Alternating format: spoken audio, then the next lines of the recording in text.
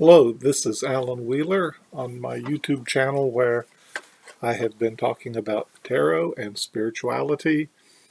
And today, to kind of get my vibration up and to maybe get the vibration up of the channel a bit, I'm going to post a video called something like Magic Trick and Tarot Reading of Love. And in an online coven I belong to, this Jesse Huntenberg's coven is this month focusing on Venus vibes, and so this is hopefully is in tune with that. And I'm here at my altar where I have incense going, my statue of the Morrigan here, a candle burning, and I've got the Smith Waite Centennial Tarot deck standing at the ready, and I'm going to start with a magic trick that I do for my English classes, often when we have a section on folklore. And it's just by way of introduction, and it brings up a familiar folk saying and probably a very familiar magic trick as well, just putting the two together in a new way perhaps. So here I have a little silk purse that I brought back from China when I taught English there. And inside I have one of my manly magical props, as I always tell my students, a beautiful red silk handkerchief. And I always show the class and even let someone feel inside, sometimes squeezing it to get a little squeal or reaction. But it's empty, and if it weren't, I wouldn't let the students handle it. And then I set it on one of their computers usually. So here's the folk saying, if you love something, what do? And everyone always knows, set it free. Because if you grasp and grab and cling, what happens is it gets smaller and smaller, just like this silk handkerchief does that's representing love, and it gets smaller and smaller until it can vanish completely. But if we set it free, it can come back to us, and it was always ours, as the proverb goes. So let's try that one more time. If you love something, set it free. Because if you grasp and cling and hold on too tightly, it will get smaller and smaller and smaller until it vanishes. But if you set it free, you may find that it comes back to where it always belonged. And so that is my little magic trick that goes along with the folk saying. So let's do a little spread based on that proverb. And I'll get out my Smith Waite tarot deck here. And a simple 3-card spread. We'll ask the 3 questions. What is something that I love? Number 2, how am I holding on? Too tightly, perhaps. And number 3, how can I set it free? So I'll give these one good shuffle here, and one more. The technical term is riffle shuffle there, and a cut. And I'll just take out 3 cards from 3 different places in the deck. That's kind of how I do my random draws for myself. Okay, 1, 2, 3.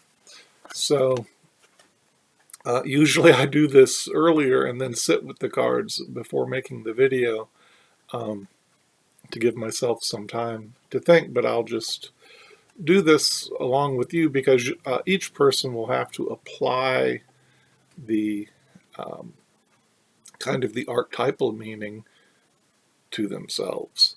So, what is something that I love? Oh my gosh, it's the Lovers card. Um, is it just me, or do the cards often work in synchronicities? Sometimes it blows my mind. But the Lovers card, something that I love. Um, so, being the card 6 and being in this kind of state of the Garden of Eden in the Rider-Waite-Smith version, kind of speaks to that innocent stage, that idealistic stage, that love at first sight stage.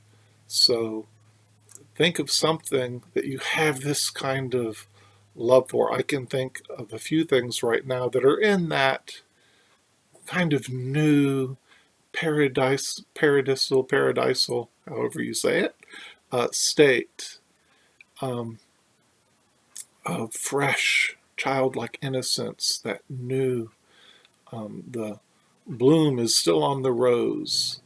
Um, there hasn't come the inevitable temptation and fall that happens in everything in life um, as we grow up from childhood and innocence.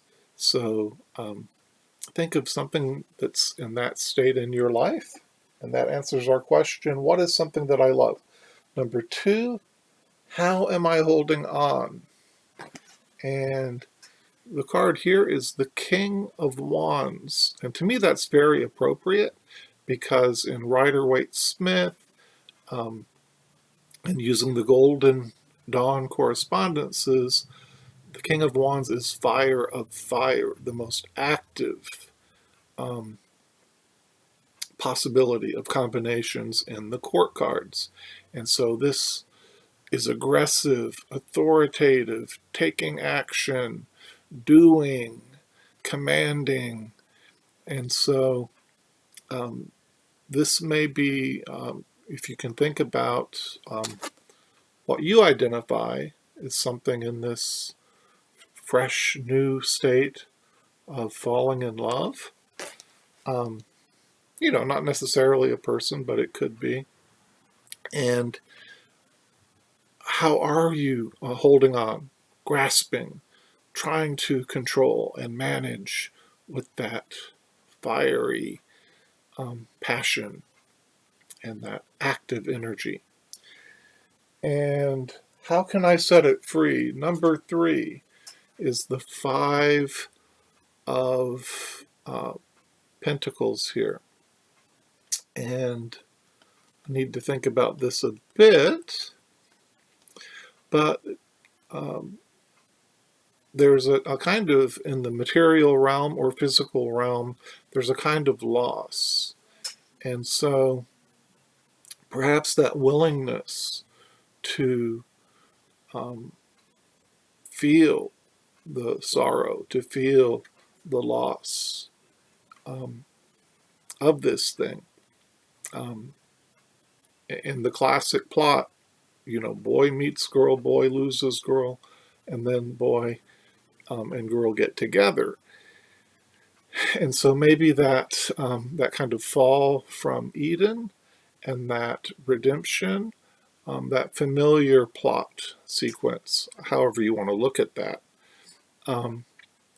So actually